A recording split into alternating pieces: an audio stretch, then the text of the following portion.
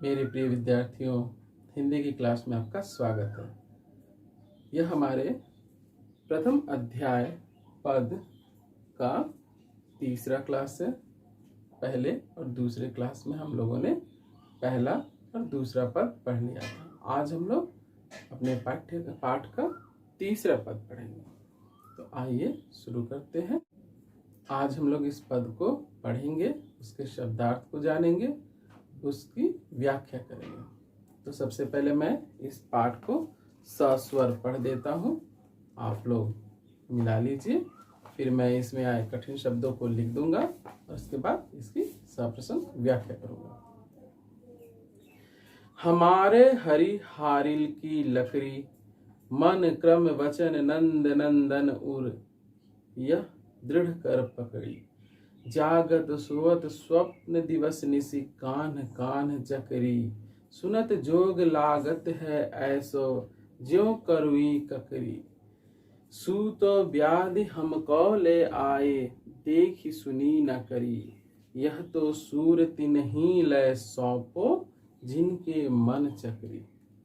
मैं एक बार पुनः इसका वाचन कर देता हूँ। हमारे हरिहारिल की लकड़ी, मन क्रम वचन नंद नंदन उर, यह दृढ़ कर पकड़ी। जागत सोवत स्वप्न दिवस निसी, कान कान जकरी। सुनत जोग लागत है ऐसो, ज्यों करुही ककरी। सूतो व्याधि हम कौले आए, देखी सुनी न करी। यह तो सूर तिन्हीं लय सौंपो, जिनके मन चकरी। आइए इसमें आए कठिन शब्दों को जान लेते हैं। मैं बोर्ड पर लिख दे रहा हूं, आप लोग इसको लिख सकते हैं, देख सकते हैं।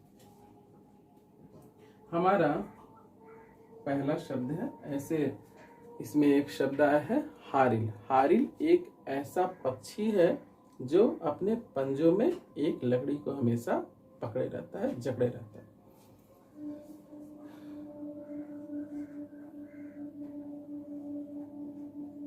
शब्दार्थ,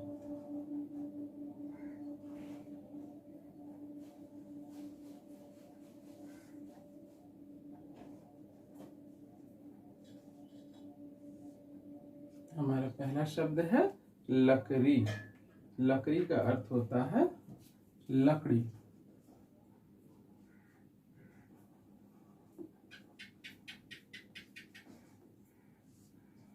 इसके बाद हमारा अगला शब्द है क्रम।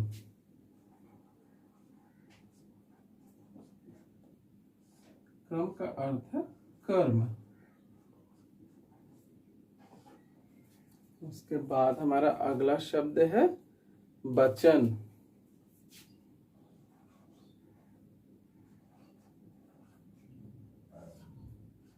वचन।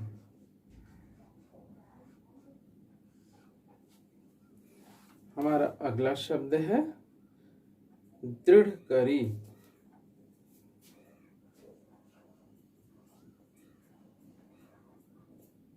दृढ़ करी।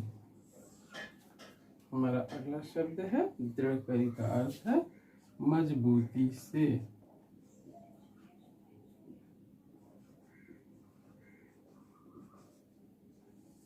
मजबूती से।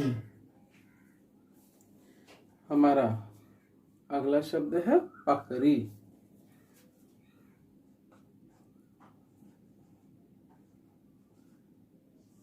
पकड़ी का अर्थ है पकड़ी, पकड़ना।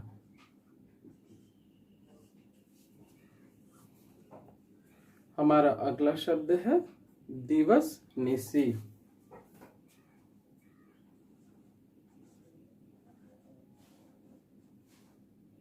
दिवस निसी।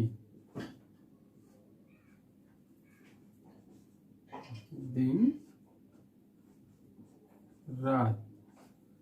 दिवस निसी अर्थ है इसका दिन रात। उसके बाद है जकरी।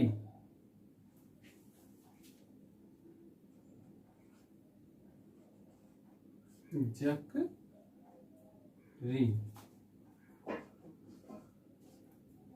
जकरी का अर्थ होता है रटना, रटती।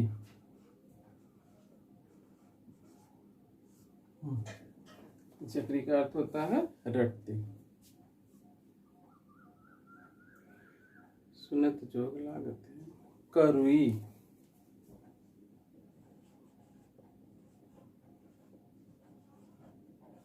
करुई, करुई का अर्थ है कड़वी, कड़वी। अगला शब्द है ककरी। ककरी का अर्थ होता है ककड़ी। सु।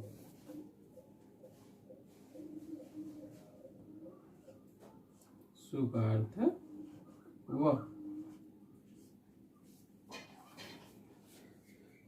उसके बाद है व्याधि।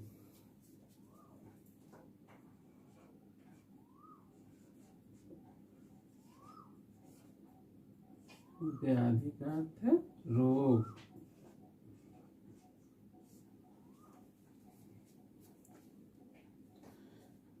हमारा अगला शब्द है तिनही।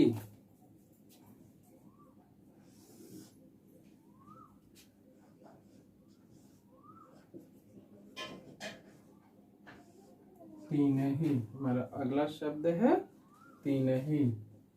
उन्हें, उन्हें, तिनही उन्हें। अगला है चक्री।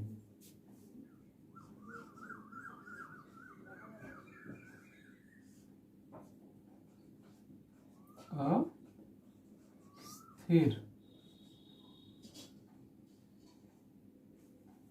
अस्थिर। चक्री का अर्थ है अस्थिर, अर्थात चक्र के समान घूमने वाला। जैसे चक्र घूमता रहता है, अस्थिर रहता है, उसी तरह चक्र। इस पद में जो मुझे कठिन शब्द लगे मैंने यहाँ लिख दिया है। आप लोग इसे देख सकते हैं और यहाँ वीडियो पॉज करके आप लोग लिख भी सकते हैं। आइए अब हम लोग अपने पाठ को आगे बढ़ाते हैं और इसका संदर्भ जान लेते हैं। आप लोग को मैंने पहले ही सिखाया है कि संदर्भ क्या है। उसी के आधार पर हम लोग क्या देखते हैं कि प्रस्तुत पद हमारे पाठ्य पुस्तक क्षितिज भाग 2 में संकलित प्रथम अध्याय पद से उद्धृत है, जिसके कवि हैं सूरदास। इस पद का प्रसंग क्या हुआ? प्रस्तुत पद में सूरदास जी ने गोपियों की अनन्य भक्ति अर्थात कृष्ण के प्रति भक्ति, प्रेम और उनकी विरह का वर्णन किया है।